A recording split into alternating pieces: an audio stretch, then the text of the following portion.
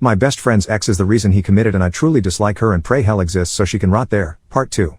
After this point, I don't know the complete story as he didn't like to talk about it, but I've gathered pretty much the premise. About 2 months into his semester off, he came back home to his apartment that he shared with his girlfriend, that he paid for, and found her cheating on him in his bed with another guy after 5 years of being together. He was always soft-spoken and not exactly a fighter, so apparently he didn't say much and just told her to have her stuff out by the morning and walked out to get a hotel room. This girl proceeded to harass him for weeks no matter how many times he blocked her number, begging him to take her back, talking about how it was the biggest mistake she had ever made. I guess at a certain point it worked and eventually he took her back. A month later he found her texting the same guy on her phone. He did the same thing again, walked out, told her to have her stuff out by the morning, then got a hotel room. Except this time he never came back. According to the autopsy and the police report, he went out after getting the room, bought a bottle of Jack Daniels and downed it with about half a bottle of his prescribed Xanax.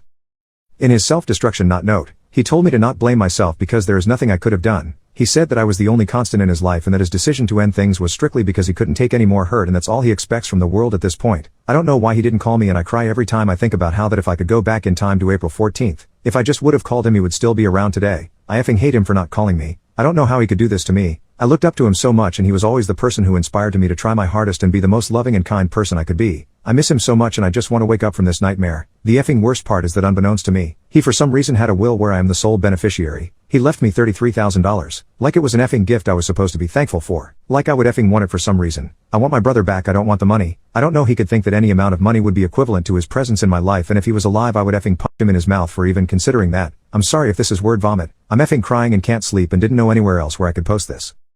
I love you, James. I can't wait for the day when I can finally see you again.